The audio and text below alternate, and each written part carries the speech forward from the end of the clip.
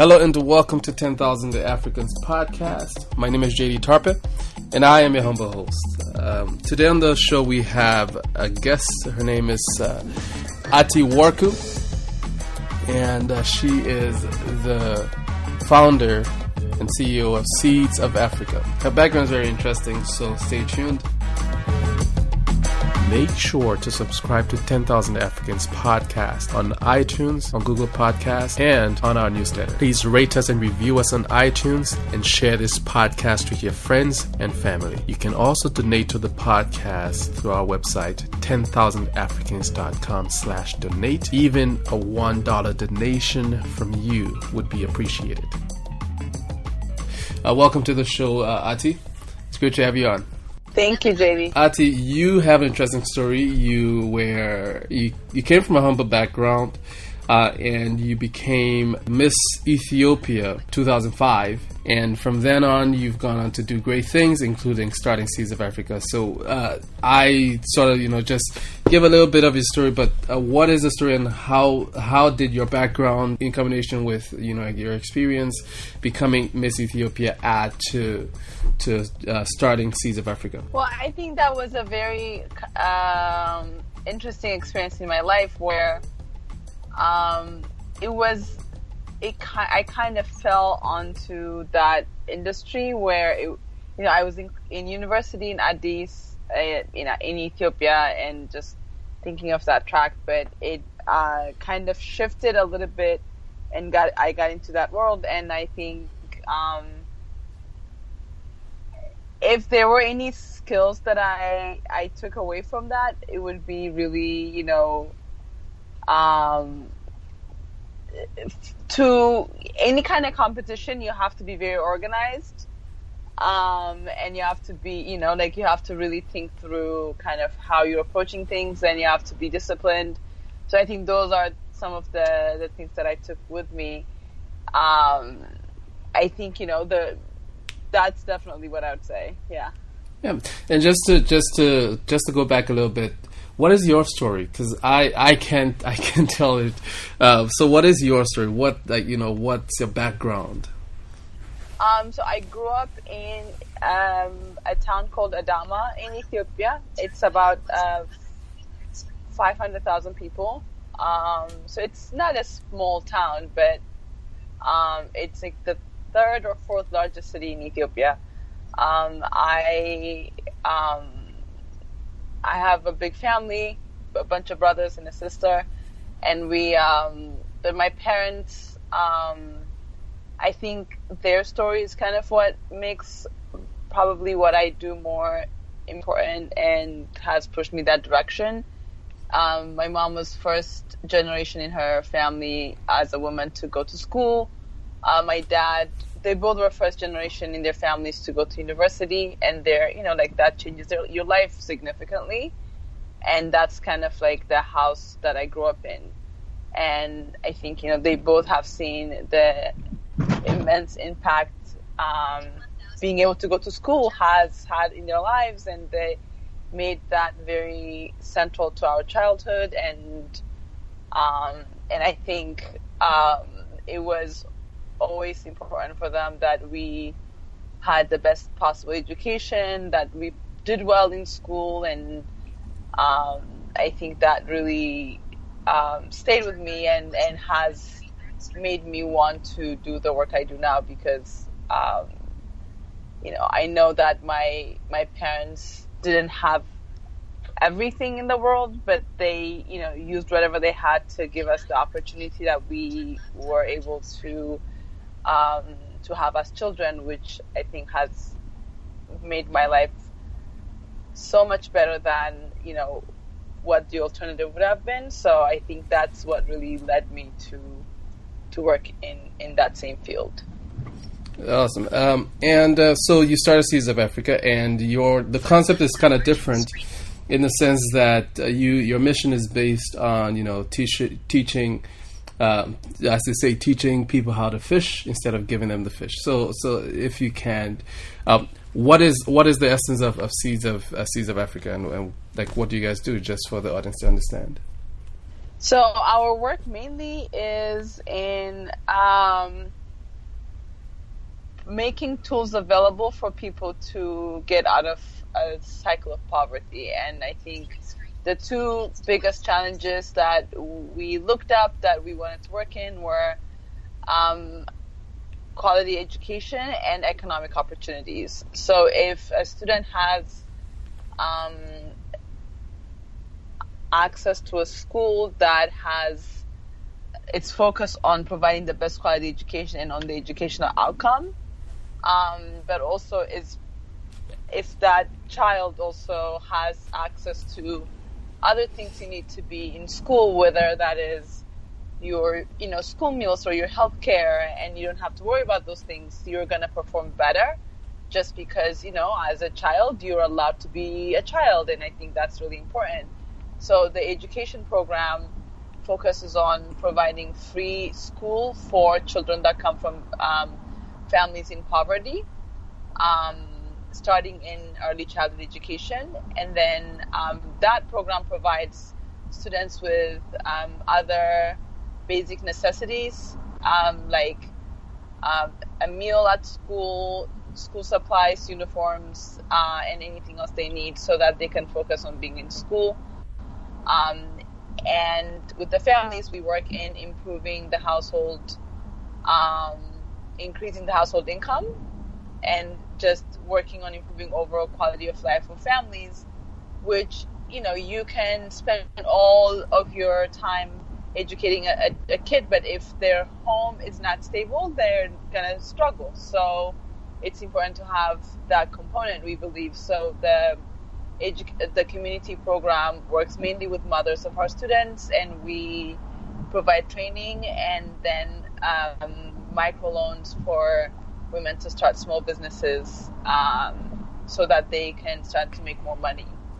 And those two working together end up giving us a very high repayment rate on our loans, but also a very high attendance rate and almost zero dropout on our student side.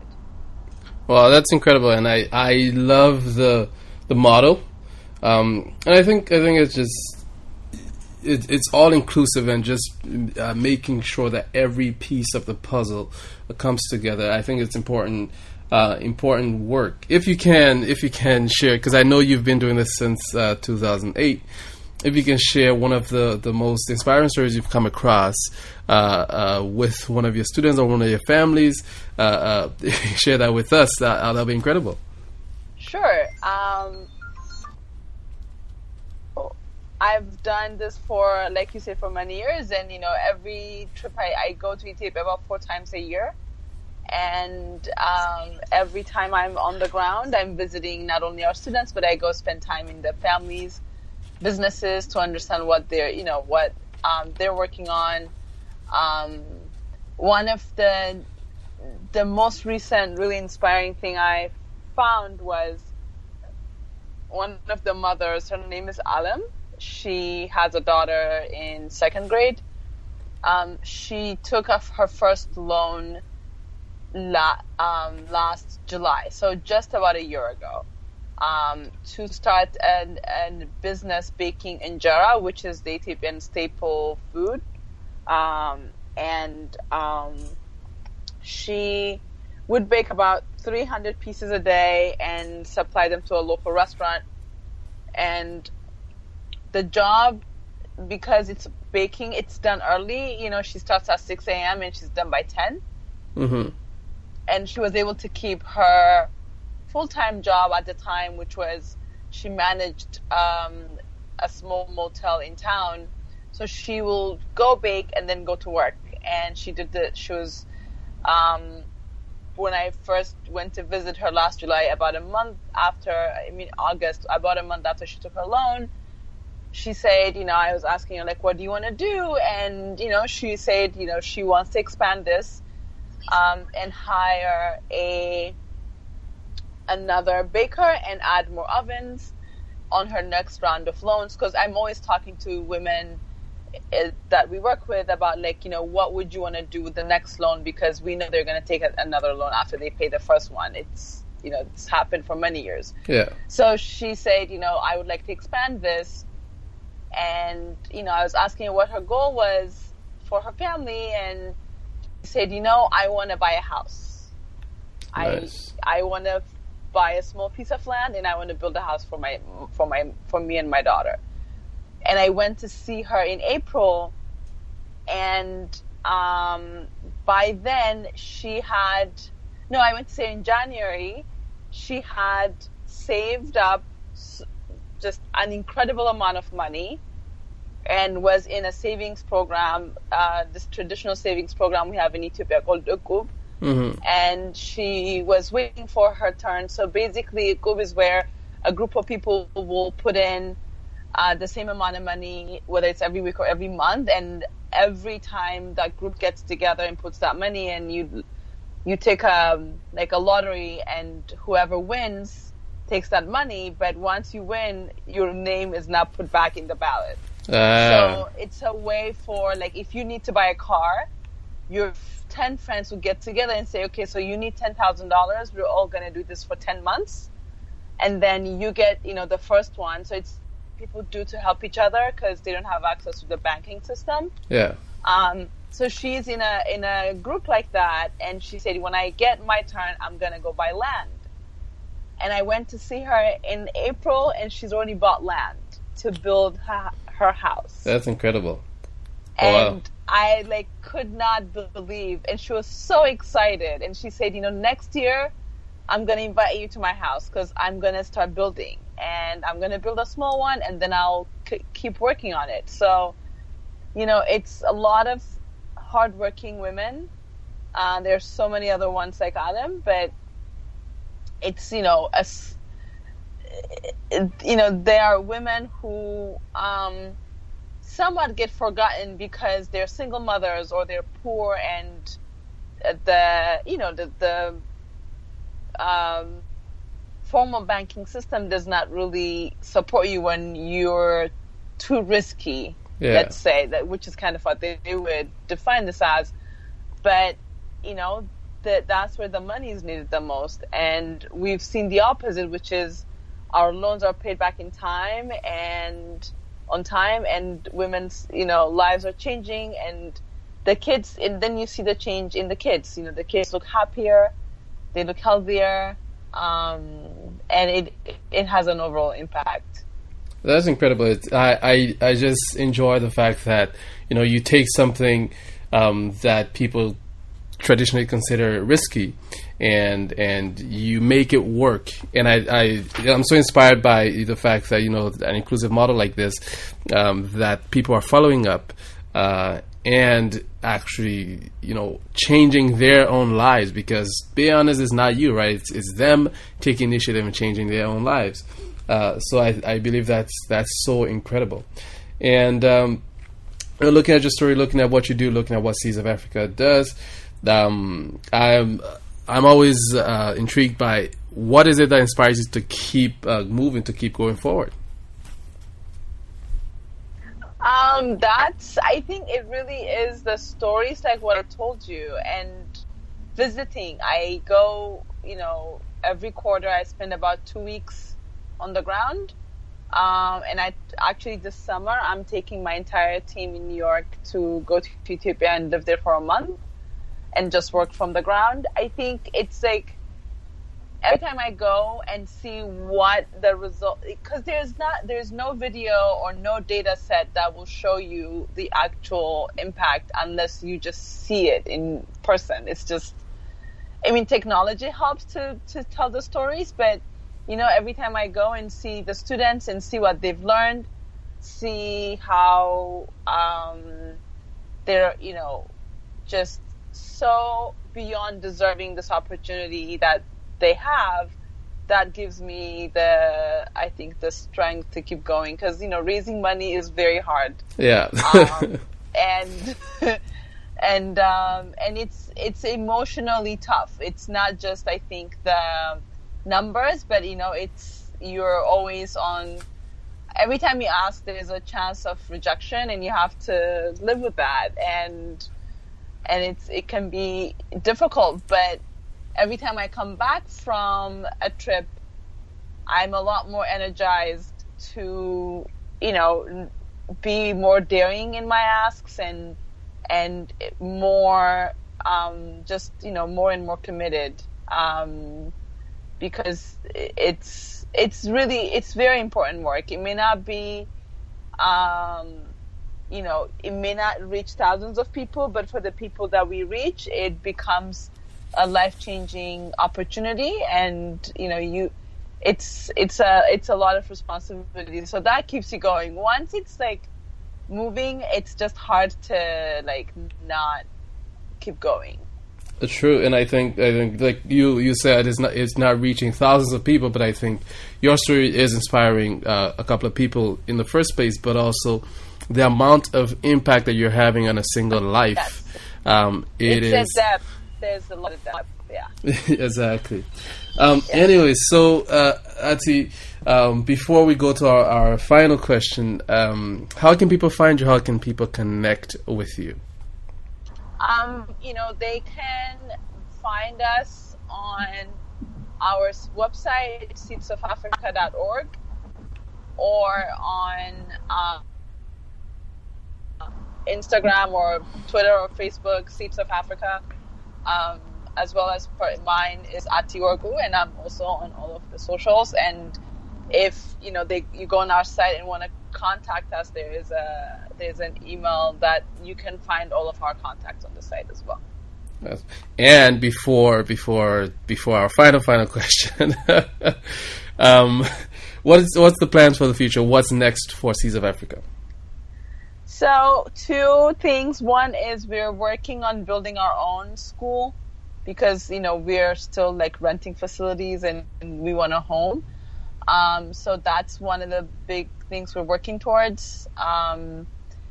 But the other part is we're actually right now looking at how to expand our program from where it is now to reach more people, with partnerships with other organizations or NGOs or, the local education offices and things like that. So we're looking at, this thing works. We've done it for a while and we see an impact that is undeniable. So we now want to figure out how we can make it available for more people. That's amazing. Anyway, so final question. If you had 10,000 Africans at your disposal with expertise in every field, what would you do? I would want some to work on, because I think the biggest obstacle we have in Africa is poverty, and that's a very complex issue. So I'd want some to work on educating people, whether that's kids or adults. I would want some part of that to work on the banking system and just making more funds available for people who, I think Africans are very entrepreneurial. So to make that more of, to have more support for people who want to, do some entrepreneurial endeavors. I would want a big group to go into the arts. I think it's impossible to grow as a society if you don't leave more room to be open. And I think art is one way we can be open, and learn and share. And I think I would also have another group that works on technology. So these are, I think, the areas where they can have like an impact together. But if I had to do just one thing for all of them to do, I would probably have them go teach. And I know that sounds maybe cliche, but I think that would probably be where we make the most impact. Yeah, I would agree with you. Education is the most important, I believe, is the most important part. And it could also be mentoring and like kind of just passing along what we know. Yeah. To, I have friends that I've met through my travels, whether when I'm in Ethiopia, for example, I have a Kenyan friend that I meet with every time I'm in Ethiopia. She's a little bit older than me. but we just talk about, what our challenges are and like help each other. And I have young women in New York that are younger than me that are doing similar work that I try to be helpful to. So I think like if there's enough of us who are doing really great things that we can not only educate in the formal sense, but also just like mentor and just support each other and be, a stepping stone for somebody else. Exactly. And one of the guests that I had on, he talked about knowledge transfer, and that's exactly what you're talking about. Anyways, it's been amazing having you on, Atti. It's a pleasure. And like I said, I am inspired by your work in Ethiopia. I'm inspired by the concept that you guys are doing, and I believe that there is nowhere from here but up, and you guys are going to expand because the model works. It's inclusive. So thank you so much for doing the work that you do, and thank you for coming on the podcast. Thank you so much for having me, and I really hope to see. I can't wait to listen to this. Have a really wonderful day. Thank you again for listening, and make sure to subscribe to us on iTunes, on Google Podcasts, and make sure to rate us and review us. If you can, please donate to 10,000africans.com/donate. I look forward to hearing from you. Have a great day. Have a wonderful week.